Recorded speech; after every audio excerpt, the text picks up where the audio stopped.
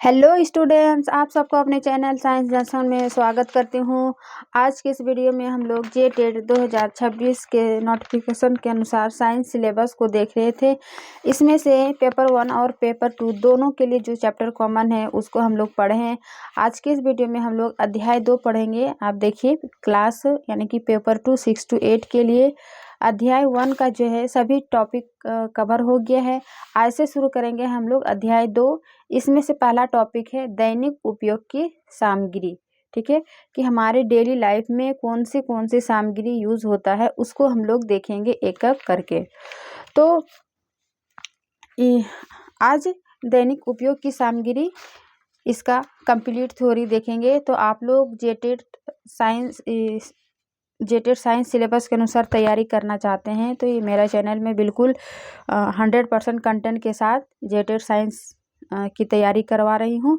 तो आप लोग यदि इससे पहले वाला वीडियो नहीं देखे हैं, चैनल पर प्लेलिस्ट बना हुआ है, आप वहां से जाके देख सकते हैं। इसमें मैं जो भी चैप्टर से संबंधित इम्पोर्टेंट MCQ होता है, उसके अलावा प्रीवियस ईयर क्वेश्चन भी इसमें MCQ पढ़ाती हूँ, ताकि जो है आपको अंदाज़ा लगा कि जो भी चैप्टर मैं पढ़ रही हूँ तो आपको कंटेंट सही मिल रहा है या फिर नहीं। तो आप उस चैनल पर जाके देख सकते हैं, और चैनल पर नए हैं तो चैनल को सब्सक्राइब कर सकते हैं, ताकि आपको आने वाले जो भी वीडियो मैं बनाऊंगी, जो भी चैप्टर टॉपिक पढ़ाऊंगी, तो आपका नोटिफिकेशन पहले पहुंच जाए।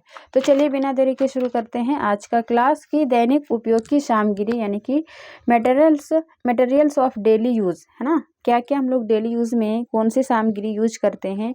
और यह जो टॉपिक है कि दैनिक उपयोग की सामग्री, यह मुख्य रूप से केमिस्ट्री साइंस से संबंधित है, यानी कि रसायन विज्ञान से संबंधित है, कि जो हमारे रोजमर्रा के जीवन को प्रभावित करता है। पहला इसमें आ जाएगा अम्ल, क्षारक और लवण, यानी कि हमारे डेली लाइफ में रोजमर्रा के जीवन में क्या यूज करते हैं, अम्ल, क्षारक और लवण। इसमें से क्या क्या है, एसिड, बेस एंड सॉल्ट में, कि डेली यूज में होने वाले रसायनों का यह सबसे बड़ा हिस्सा इसी श्रेणी में आते हैं। ठीक है, कैसे, क्या क्या इसका यूज है, क्या क्या उदाहरण है।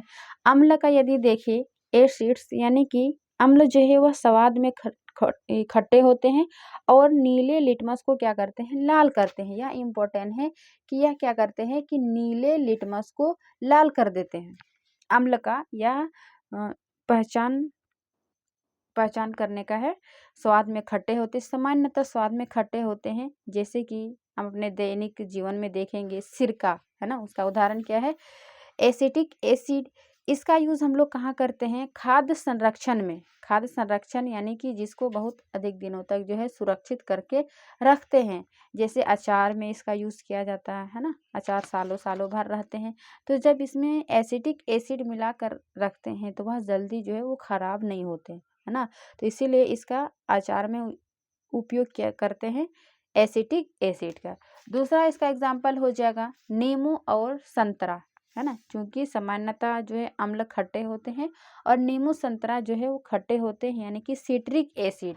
इसमें जो है यह विटामिन का मुख्य स्रोत है, विटामिन सी का मुख्य स्रोत किसका है, विटामिन सी का मुख्य स्रोत है ये सिट्रिक एसिड। उसके अलावा इमली यानी कि टार्टरिक एसिड, यह क्या है, भोजन के स्वाद के लिए। तो इस प्रकार से अम्ल का हम लोग डेली लाइफ में यूज करते हैं। दूसरा हो जाएगा क्षारक का क्या यूज है। तो क्षारक जो है वो स्वाद में कड़वे होते हैं और छूने में साबुन जैसे चिकने होते हैं, और ये लाल लिटमस पत्र को क्या करता है, नीला, है ना। अम्ल क्या कर रहा था कि नीले लिटमस को लाल कर रहा था, है ना, जबकि क्षारक जो है वो लाल लिटमस को नीला कर देगा। इसका उदाहरण हो जाएगा रोजमर्रा में बेकिंग सोडा, जिसको कि सोडियम बाइकार्बोनेट, ये भी इसका रासायनिक नाम याद करना है। सामान्य नाम बेकिंग सोडा और इसका रासायनिक नाम सोडियम बाइकार्बोनेट। उसके अलावा यह कहाँ यूज होता है बेकिंग सोडा का, तो खाना पकाने और एंट एसिड के रूप में। दूसरा उदाहरण हो जाएगा साबुन और अपमार्जक का। जो साबुन और अपमार्जक हम लोग डेली यूज क्या करते हैं, सफाई के लिए यूज होने वाले, ये इसमें क्या होता है, सोडियम और पोटेशियम के लवण होते हैं। किसमें, साबुन और डिटर्जेंट यानी कि अपमार्जक में सोडियम और पोटेशियम के लवण होते हैं, जो कि हम लोग साफ सफाई के लिए यूज करते हैं। तीसरा हो जाएगा लवण यानी कि सॉल्ट। इसमें क्या होता है, अम्ल और क्षारक की अभिक्रिया से बनते हैं, जिसको क्या कहेंगे, उदासीनीकरण अभिक्रिया भी कहेंगे। यानी कि जब अम्ल और क्षारक का रिएक्शन होता है ना, अभिकारक होता है, तो क्या बनता है, लवण और जल। इसी अभिक्रिया को क्या कहेंगे, उदासीनीकरण अभिक्रिया। ठीक है, ये इंपॉर्टेंट है कि अम्ल और क्षारक जब अभिक्रिया करता है तो क्या बनता है, लवण। और इसमें इसका उदाहरण हो जाएगा जो कि हमारे किचन का मुख्य बहुत ही इम्पोर्टेंट है, ये है NaCl, साधारण नमक, सोडियम क्लोराइड, जो भोजन के स्वाद और परिरक्षक के रूप में कार्य करता है। भोजन के स्वाद के लिए, यानी कि सभी भोजन में, सब्जियों में जो है वह नमक स्वाद को बढ़ाने के लिए, इसके अलावा परिरक्षक के रूप में, जैसे अचार में जो हम लोग यदि सिरका नहीं डालते हैं तो इसके नमक को अधिक मात्रा में डालने से भी जो है वो उसमें परिरक्षण करते हैं, है ना, संरक्षण करके रखा जा सकता है। तो यह हो गया लवण का उदाहरण। तो देखिए कि हमारे किचन में, रासायनिक विज्ञान में कितना ये इम्पोर्टेंट है हमारे रोज़मर्रा की लाइफ में। ठीक है, अम्ल, क्षारक और लवण। दूसरा इसका उदाहरण हो जाएगा, यूज हो जाएगा सामग्री में, दैनिक जीवन की सामग्री में, रेशे और प्लास्टिक, है ना, फाइबर्स एंड प्लास्टिक में क्या होता है, जो भी कपड़े और घरेलू सामानों में उपयोग होने वाली सामग्री इसमें आते हैं, है ना, जो भी घरेलू में कपड़े या फिर सामान है, प्लास्टिक, ये प्लास्टिक के डब्बे, सब वो सब क्या है, रेशे और प्लास्टिक का ये सब क्या है, यूज़ होने वाले सामग्री है। इनमें से प्राकृतिक है और प्लास्टिक है। प्राकृतिक रेशे में हम लोग देखेंगे कपास, ऊन, रेशम, जो कि पादप एवं जंतु स्रोत से प्राप्त होते हैं। इनके अलावा संश्लेषित रेशे में हम लोग देखेंगे रेयॉन, जो कि कृत्रिम रेशम है, रेयॉन और नायलॉन। ये एग्जाम्पल याद रखना है कि इनमें से कौन से जो है संश्लेषित रेशे है, यानी कि सिंथेटिक फाइबर है, तो रेयन और लेयन हो जाएगा। प्रथम पूर्ण संश्लेषित रेशा जो है वो नायलॉन है, जो कि मजबूत और लचीला होता है ना। और इनके अलावा रेयन, जो कि कृत्रिम रेशम है। प्राकृतिक में याद रखना है, जो कि प्राकृतिक पादप एवं जंतु से प्राप्त होते हैं, कपास, ऊन और रेशम, है ना, 3 एग्जाम्पल याद रखना है। उसके अलावा देखेंगे हम लोग प्लास्टिक का क्या क्या यूज करते हैं, तो प्लास्टिक में भी 2 याद रखना है, थर्मोप्लास्टिक और दूसरा है थर्मोसेटिंग, है ना। इसका एग्जाम्पल पूछा जाता है कि थर्मोप्लास्टिक और थर्मोसेटिंग में क्या अंतर है, या दोनों का एग्जाम्पल। तो थर्मोप्लास्टिक में क्या होता है कि इसको गर्म करने पर पिघल जाता है, जो भी इसका सामग्री बने होते हैं इससे, थर्मोप्लास्टिक से, तो इसको गर्म करने पर पिघल जाता है, जैसे कि पॉलीथीन, PVC, है ना, पॉलीविनाइल क्लोराइड। तो यह थर्मोप्लास्टिक का एग्जाम्पल हो गया, पॉलीथीन और PVC। जितने भी वस्तु प्लास्टिक से बनी होती है जिसको गर्म करने पर पिघल जाता है, वह थर्मोप्लास्टिक के अंतर्गत आता है। इसके अलावा थर्मोसेटिंग प्लास्टिक, देखिए सेटिंग है ना, यानी कि एक बार सेट करने के बाद उसको दोबारा नहीं पिघला सकते हैं, एक बार, वही है थर्मोसेटिंग प्लास्टिक, जिसको एक बार साँचे में ढलने पर और उसको दोबारा गर्म करने से नहीं पिघलते हैं। जैसे इसका एग्जाम्पल इम्पोर्टेंट है, बेकेलाइट है, मेलामाइन है ना, बिजली के स्विच और बर्तनों के हत्थे बनाने में इसका यूज करते हैं। यानी कि बेकेलाइट और मेलामाइन कहाँ यूज करते हैं, तो बिजली के स्विच है, बर्तन है, और उसका हत्थे बनाने के लिए इसका यूज करते हैं। तो यह क्या होगा, इसको गर्म करने पर यह नहीं पिघलेगा। इसके अलावा तीसरा सामग्री उदाहरण लेंगे हम लोग, धातुओं एवं अधातुओं का दैनिक उपयोग, है ना, कि धातु एवं अधातु का दैनिक उपयोग में कहाँ यूज करते हैं। तो इसका हो जाएगा पहला, लोहा और स्टील में देखेंगे कि लोहा और स्टील कहाँ यूज होता है, निर्माण कार्य और बर्तनों में। दूसरा उदाहरण हो जाएगा इसका, एल्युमिनियम और तांबा में। इसमें कहाँ यूज करते हैं, बिजली के तारों और खाना पकाने के बर्तनों में। तीसरा हो जाएगा, धातुओं का 2 उदाहरण था, लोहा और स्टील का, दूसरा एल्युमिनियम और तांबा का। और धातु में देखेंगे कि यह अधातु में आयोडीन, क्लोरीन, फास्फोरस, ये सभी आ जाते हैं। तो आयोडीन जो हम लोग एंटीसेप्टिक के रूप में यूज़ करते हैं। इनके अलावा जो घरेलू यूज़ में पानी में शुद्ध करने के लिए, है ना, फिल्टर करने के लिए भी इसका क्लोरीन का यूज़ करते हैं जल शोधन में, है ना, जल को साफ करने में, शुद्ध करने में। आयोडीन क्या है, एंटीसेप्टिक के रूप में। क्लोरीन क्या है, जल शोधन में। और फास्फोरस जो है वो माचिस उद्योग में यूज करते हैं। तो ये 3 उदाहरण हो जाएगा जो कि हम लोग रोजमर्रा की डेली लाइफ में होता है। और धातुओं का यूज, और धातुओं में लोहा और स्टील, जो कि जितने भी बर्तन हैं, बिजली के तार है, खाना बनाने के बर्तन में ये एल्युमिनियम और तांबा। अब तीसरा दैनिक उपयोग की सामग्री देखेंगे, सॉरी ये तीसरा था। चौथा देखेंगे खाद्य परिरक्षक में, है ना, फूड प्रिजर्वेटिव में।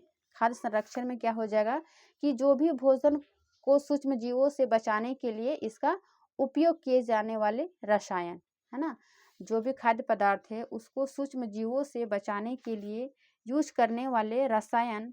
उदाहरण हो जाएगा इसका सोडियम बेंजोएट। सोडियम बेंजोएट का यूज कहाँ करते हैं, शीतल पेय और जैम में उपयोग करते हैं।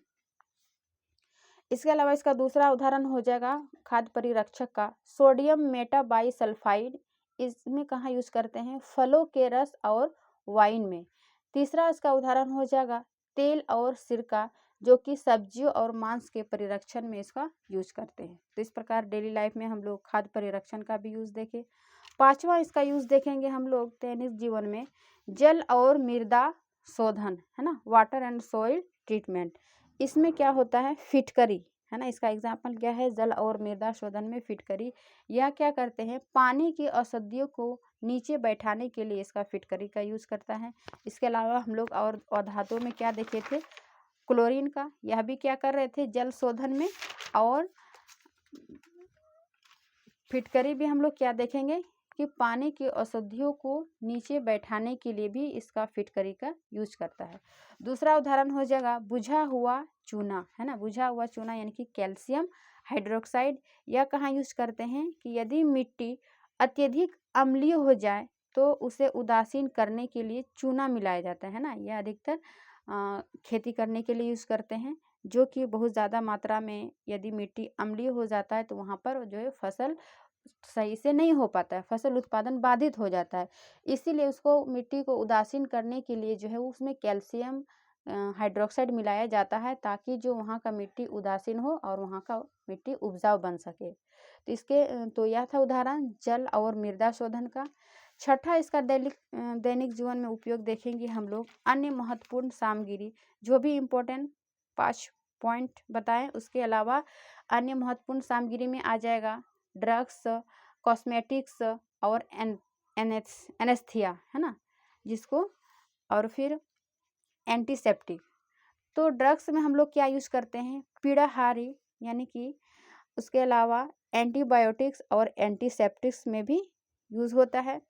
इसके अलावा कॉस्मेटिक्स में देखेंगे, इसमें मेकअप सेंटर के रूप में स्टिरिक एसिड और स्टाइल एल्कोहल जैसे रसायनों का यूज होता है। तो ये याद रखना है, स्टिरिक एसिड यानी कि यह अम्ल हो गया, और सीटाइल एल्कोहल, है ना, यह एल्कोहल होगा। जैसे रसायनों का यूज कहाँ यूज करते हैं, कॉस्मेटिक सामग्री में। एनेस्थीसिया में कहाँ यूज करते हैं, यानी कि संवेदनाहारी या चिकित्सा कार्यों में बेहोश करने के लिए क्लोरोफार्म या नाइट्रस ऑक्साइड का उपयोग करते हैं। एनेस्थीसिया यानी कि बेहोश करने के लिए क्या यूज करते हैं, क्लोरोफार्म या नाइट्रस ऑक्साइड का यूज करते हैं। और अन्य महत्वपूर्ण सामग्री में हम लोग एंटीसेप्टिक में भी देखेंगे। एंटीसेप्टिक में क्या कि घावों को साफ करने के लिए क्या यूज करते हैं, आयोडीन का टिंचर या फिर हाइड्रोजन पेरोक्साइड का यूज करते हैं।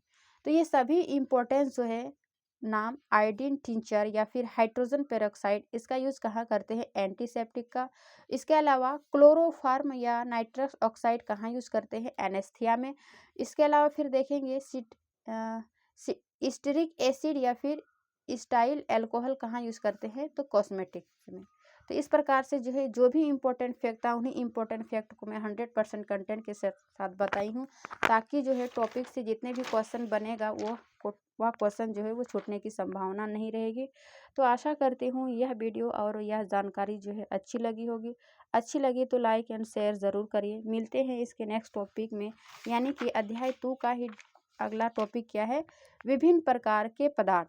ठीक है, जो भी हमारे आसपास के पदार्थ हैं, किस प्रकार के पदार्थ हैं, उसको हम लोग देखेंगे डिटेल। तो चलिए मिलते हैं नेक्स्ट वीडियो में, तब तक के लिए थैंक यू।